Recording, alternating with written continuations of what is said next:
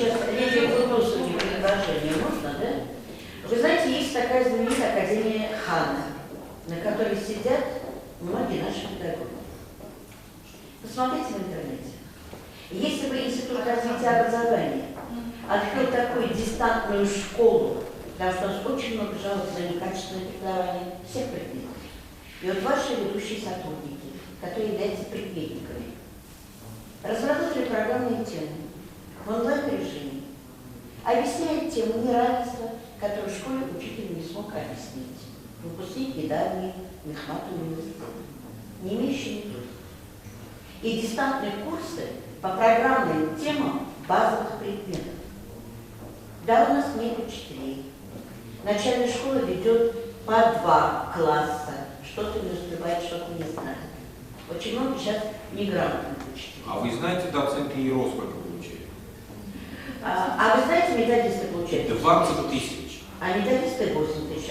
Но это ведь в конце концов сказывается на качестве этих доцентов. Вы не знаете об этом? Ну, когда нет, очень многие молодые ребята хотят давайте мы не будем отходить от темы. У нас разве не тема? Да, у нас это не заявленная тема, да? Инновационная технология. Мы уже отошли от темы, у нас круглый стол должен завершиться скоро.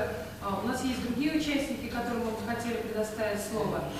Идар Искандерович возглавил несколько лет назад 180-ю школу, мы сделали с ним большое интервью, огромный опыт. Я хотела, чтобы он тоже поделился своим мнением. Вот как он видит программу, вот в чем минусы, преимущества этой программы, что нужно сделать для того, чтобы она была эффективна.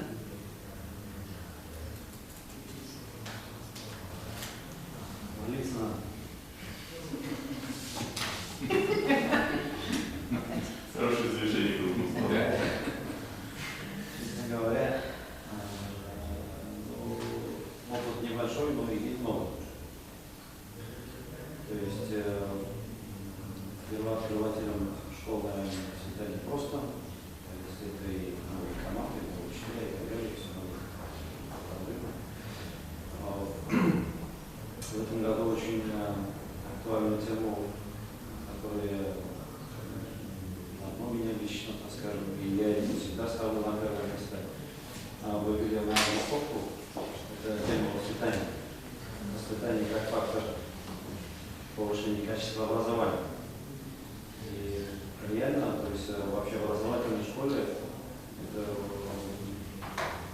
самая большая проблема, то есть и все программы, все результаты, так скажем, наши учебные деятельности напрямую связаны от элементарного, так скажем, понимания ответственности каждого учителя, каждого администратора, каждого родителя, понимания сути воспитания. Вот в этом году мы запустили, так скажем, исходя уже из требований низов, наверное. В прошлом году мы первый раз, участвуя в наших олимпиадах, вывели на республике 4 призеров по математике, 3 из которых поменяли нашу школу. Один только негативный класс, которые ушли в спецшколу. И, соответственно, почему? Родитель живет в микрорайоне. Я бы с удовольствием здесь остался, если бы для меня были вот такие условия и по предмету, и по, так скажем, другим критериям. И вот мы открыли классы с программой учебно-воспитательного, с учебно-воспитательной программой с пребыванием в режиме полного дня, полупансионат, когда ребята ходят домой только ночевать. Вот, соответственно, и здесь вокруг этих лицеев, лицейских классов, спецклассов, мы решаем все те вопросы, которые сейчас поднимаем, это и квалификацию учителей, то есть как учителей туда назначать, и, соответственно, программы, и инновации туда, и все, что угодно, все, что нужно для способного ученика. И она успешно на сегодняшний день начала свою работу. То есть от этого поляшек и качество образования и уровень, так скажем, преступности, и уровень нарушений, когда ребята с 8 утра до 6 вечера заняты полезным трудом. То есть там нам пришлось дополнительно к этим классам прикрепить, кроме, так скажем, учителей, кроме классного руководителя, который по штату положен, дополнительных воспитателей, дополнительных тьюторов, дополнительных других специалистов, которые им обеспечивают эффективные реализации всей этой программы. Вот. В общем,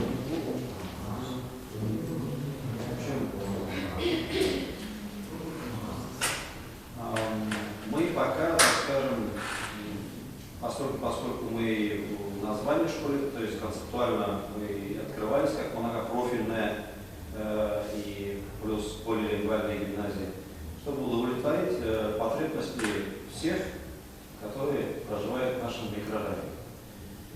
Вот, и мы вот такую пока мы оценивали как в дальнейшем и тему вот этого проекта нашего, то есть учебно-воспитательного построения, учебно-воспитательного программы, режима в режиме полного дня вывести на инновационную площадку и готовы с удовольствием делиться теми наработками, которые у нас на сегодняшний день есть.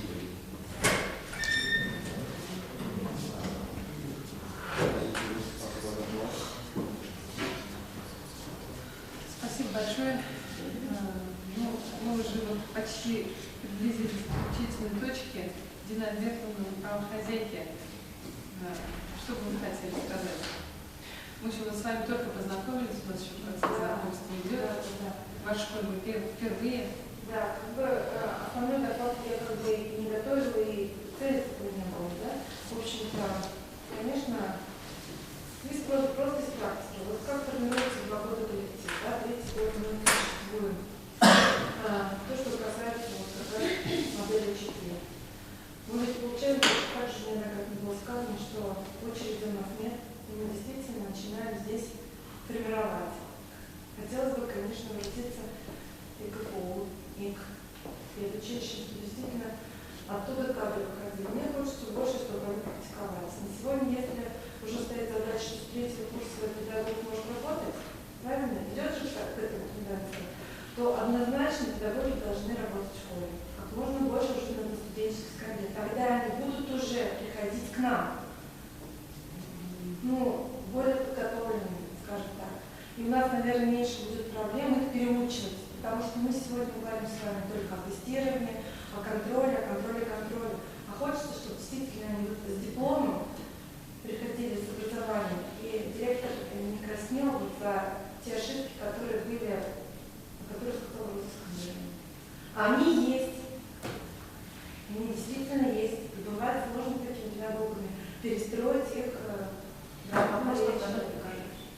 чем речь? Вот видите, опять мы приходим, я всегда говорю, причинно-следственная связь. То есть нам очень сложно директорам перестраивать их, когда их уже на что-то настроили. Присоединюсь тоже, да, к методическому нашему направлению в центре. Вот как-то нужно действительно, мы очень много говорим о контроле, но мы не даем сути. Сложно, все меняется, не успевают наши педагоги реагировать на это. То же самое и по журналу, как вот эти моменты. Нельзя сказать, что учителя нас не могут. Они могут, но, видимо, какая-то концепция должна быть действительно выработана, чтобы поработать с ними. Я всегда буду на стороне учителей, какие бы они ошибки внутри не совершали, потому что мы, как администрация, должны им действительно помочь и создать условия. Создав условия стены, это несем. Мы действительно, администраторы, мы должны, и замы наши, должны именно помочь учителям, чтобы они грамотно именно преподносили материал. Значит, мы с ними должны работать еще в каком-то направлении. То есть система работает. Совершенно верно, да. Вот она должна быть как нами выстроена. То есть все службы, знаете, вот хотелось поделиться. В августе месяце очень напряженно на школе, как в Татарстане вообще. Наша школа принимала интеграцию команды. Был колоссальный опыт работы учителя иностранного языка, которые действительно подготовили детей, экскурсоводов по школе, насколько были все в восторге, действительно, как бы не было трудно нам, то есть такой опыт был. То есть, может быть, действительно, какие-то моменты и этого мероприятия внедрять уже вообще в школу просто. А следующий момент, когда вот сейчас здесь сидят разные наши структуры образования, да, вот действительно здесь какая-то система всегда же как междисциплинарная, вот какая-то связь. У нас на базе нашей школы проходили коллеги министерств всего нашего Татарстана. То есть у меня здесь в школе работало 3 дня полностью министерство. Для этого Кабмин здесь был, да. То есть и мои педагоги работали по секциям. Было 10 секций. С чем столкнулись первые? Они не умеют печатать, они не могут быстро. Понимаете? То, что вы редакции просите, они это не могут. Но однако они педагоги, потому что они преподают. Вот этот момент опять выпадает, опять к тому же образованию, чего мы со школы. Они вроде научились, но опять не научились, видимо, нет качества. Здесь вопрос возникает, насколько они заинтересованы это делать.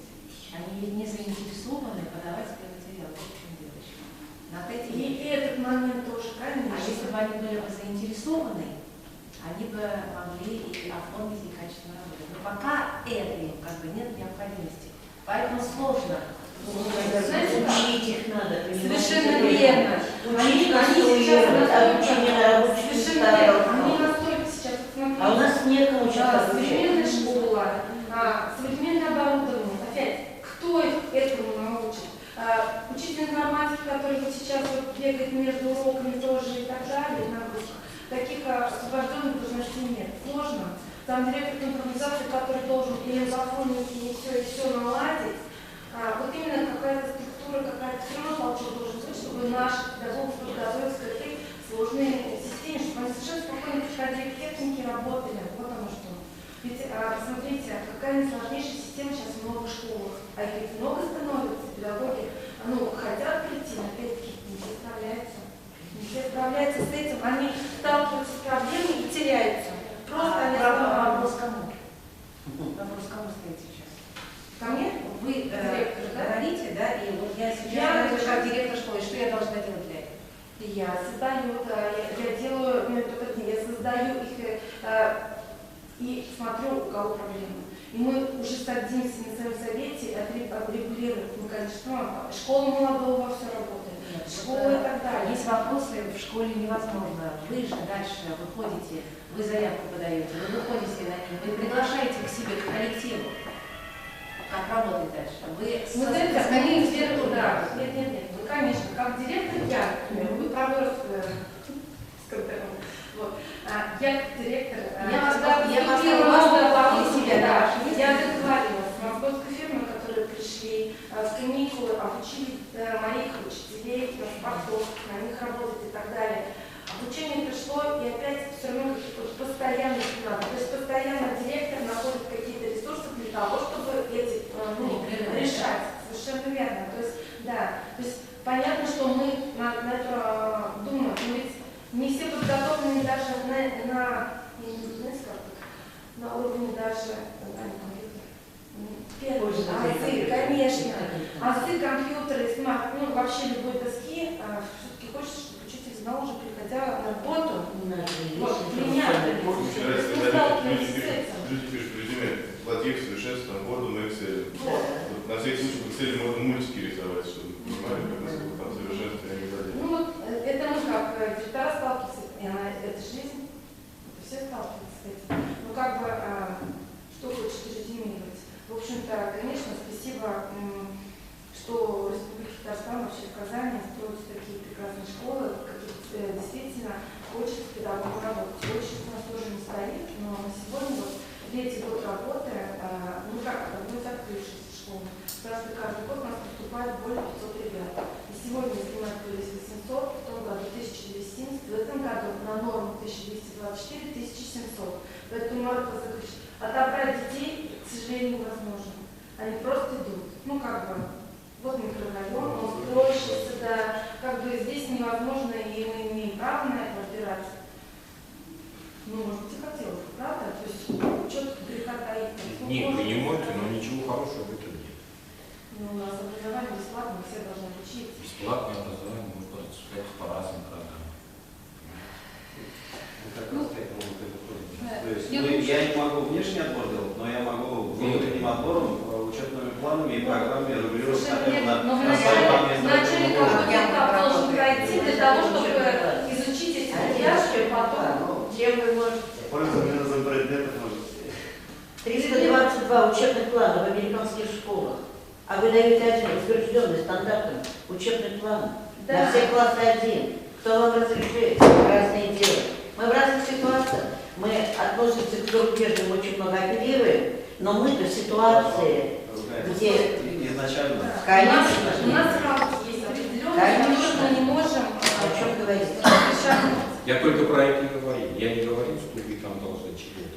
Просто в существующих рамках мирового уровня и недостаточно. Нет, Тогда. Не вы, а мы. Спасибо большое. Если кому-то интересно в курсе по школе, я, пожалуйста, вас познакомлю. И чай, кофе. Ладно, спасибо огромное. Я Спасибо хочу. за